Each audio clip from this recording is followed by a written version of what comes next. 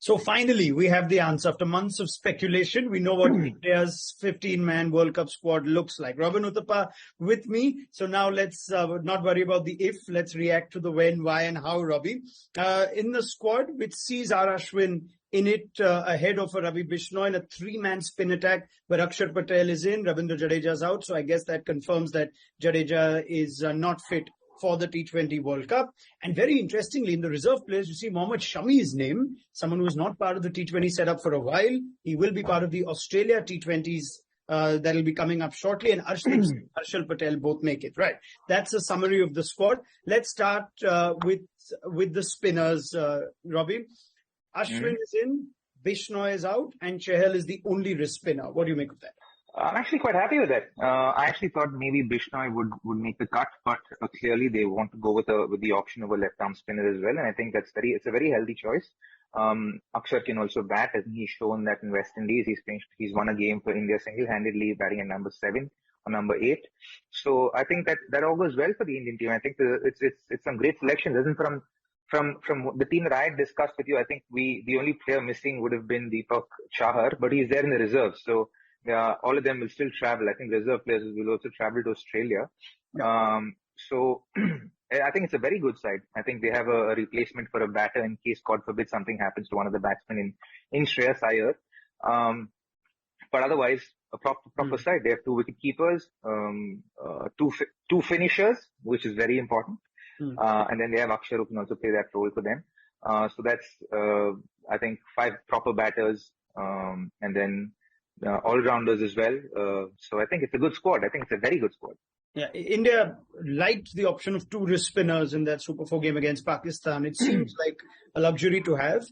They won't have that luxury in the World Cup. Wrist spin does play a big part in Australia as far as T20 numbers tend to go, Robbie. So are you at all concerned that if Chahal is off colour or off form, that India don't have a second wrist spin option? Not necessarily. Well, unless I feel like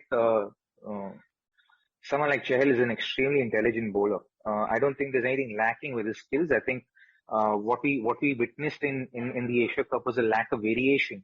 And I think by the time the 3rd or 4th match came around, he quickly addressed that as well. So I'm pretty certain that he will be even more effective in a place like Australia. On those venues, on those grounds, he'll be even more effective. And I'm confident that with the 3 spinners that we have and the backups that we have that are in place, I think we've picked a very, very good side. All right, let's go to the fast bowling quartet that's been picked. So there's Bhuvneshwar Kumar, Jasprit Bumrah, Harshal Patel is fit, which I think is good news. There was some doubt on him. And Arshdeep Singh, like you mentioned, you would have liked to see a Deepak Chahar there, but it also looks like Avesh Khan is either completely fallen out of favor or is unwell or injured. We're not quite sure what the status is there. But I'd like you to tell me what Shami's return to the fold means. Even though he's a reserve player for the World Cup, he has been picked for the home series coming up now. What does that tell you? I think the thought process perhaps behind that would have been the fact that Shami is someone who's played a lot of, who's got a lot of experience and played a lot of these ICC tournaments in the past. So in case there's a need for a replacement, they've got an experienced replacement and someone who can be a handful with a new ball. So, I think that's probably the thought process behind having someone like a Shami there than having, for instance, an Avesh Khan there. So I feel that must have been the thought process, but they still are going with these 4 fast bowlers. I think it's important to have a left-arm fast bowler in your fast bowling repertoire, and they have that in Arshdeep Singh, and I think he'll be very effective in the death. Harshal Patel and Bumrah, again, very good, as in excellent death bowlers, and Bhumi can be more than a handful with a new ball. And Bhuvi, he's shown what a class bowler he is, and I think he'll be effective in Australia as well. Looking at the fast bowling lineup, I'm feeling very happy about it, very confident about the fast bowling lineup. I know that the bowling is in good stead with the experience of Chahal and Ashwin, I think, and Akshar as well. All 3 of them again are all very intelligent bowlers, very shrewd bowlers. So I know that they're also wicket-taking bowlers. There's the guys who like to get wickets. So that their intent will always be to go there and get wickets. So I think when you look at the bowling, it seems extremely formidable. The top order the first 4 look extremely formidable. The 6 and 7 look great. I think that number 5, they have to attain some clarity. That would be obviously between Rishabh Pant and I'd say Deepak Huda. And will they go with that option of Deepak Huda?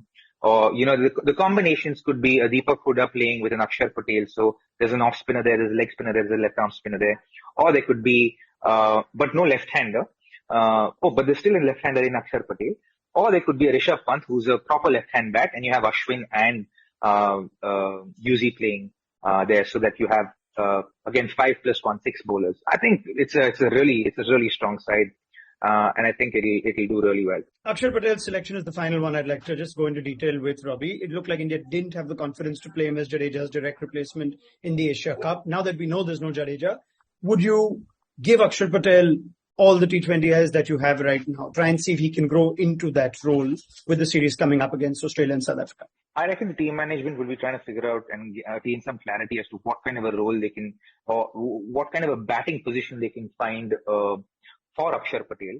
And I think if they get that clarity, then you will see him playing a lot of games. But I think leading up, I think in the first series, you might see a few changes, a little bit of experimentation, trying out a few permutations and combinations.